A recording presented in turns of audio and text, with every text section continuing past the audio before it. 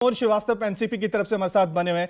श्रीवास्तव साहब, अब बड़ा सवाल है, कल जो झटका दिया है भतीजे ने चाचा को, उसके बाद अब आगे कहा यह जा रहा है, बड़ा कॉन्फिडेंस के साथ कह रहे हैं सभी कि अभी तो शरद पवार मैदान में उतरे नहीं, जब उतरेंगे तो सारा खेल बदल जाएगा।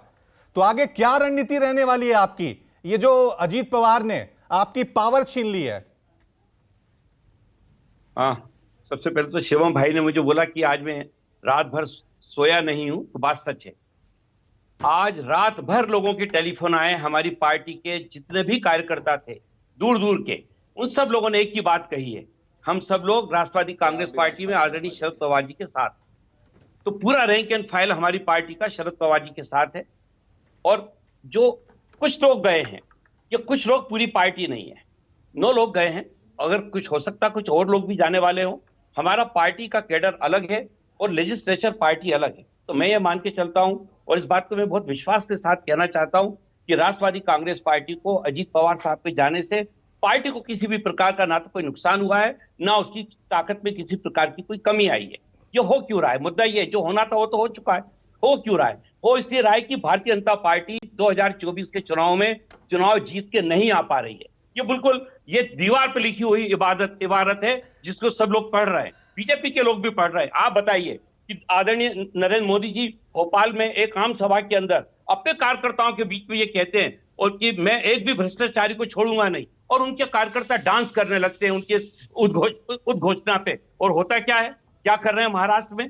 पूरी तौर से लोकतंत्र को नुकसान पहुंचाने का काम भारतीय जनता पार्टी कर रही है। और भारतीय जनता पार्टी का चाल चरित्र चेहरे से अलग हटके वो चेहरा सामने आया है जिसमें पता लगता है कि वो सिर्फ और सिर्फ सत्ता के लिए कुछ भी कर सकते हैं, किसी भी स्तर पे जा सकते हैं। उनको इस बात से कोई परहेज नहीं है कि कौन आदमी क्या है, कैसा है, क्योंकि उनको खतरा पैदा हो गया 2024 का। वो मैं फिर एक बात कहता हूं कि भारतीय जनता पार्टी महाराष्ट्र के इन 48 लोकसभा की सीटों में से अभी तक तो शायद 40 या 41 सीटों पे हार रही थी। अब मुझे ऐसा लगता है कि 48 की 48 सीटों पे हार रही है। अब एक भी सीट पर बीजेपी चुनाव नहीं जीत पाएगी। ये संदेश गया है इस बात का, ब्रिजमोहन जी, और ये खुद बीजेपी ने दिया है संदेश। ब्रिजमोहन जी भयाक्रांत हैं, डरे हुए हैं, ब्रिजमोहन जी पावर के पीछे बिल्कुल पूरी तौर से सारे नियमों को एक तरफ रख रहे हैं। ब्रिजमोहन जी, मेरा नाम रवि है। मैं आपसे एक सवाल पूछना चाहता हूं एंकर होने के नाते। आप अजीत पवार जी को भ्रष्टाचारी भ्रष्टाचारी मानते हैं कि नहीं? आपने कहा कि भाई बीजेपी के लिए जो कल भ्रष्टाचारी थे वो आज नहीं है। अजीत पवार आपके लिए भ्रष्टाचारी हैं? ये और अगर वो भ्रष्टाचारी थे तो आपने उनको रखा हुआ है। शिवम त्यागी का सवाल है ये नहीं जी।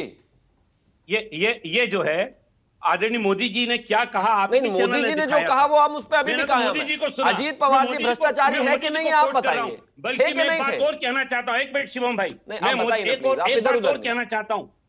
भारत में केंद्रीय मंत्रिमंडल के 11 मंत्रियों को बगैर किसी कारण के मोदी जी ने बाहर कर दिया।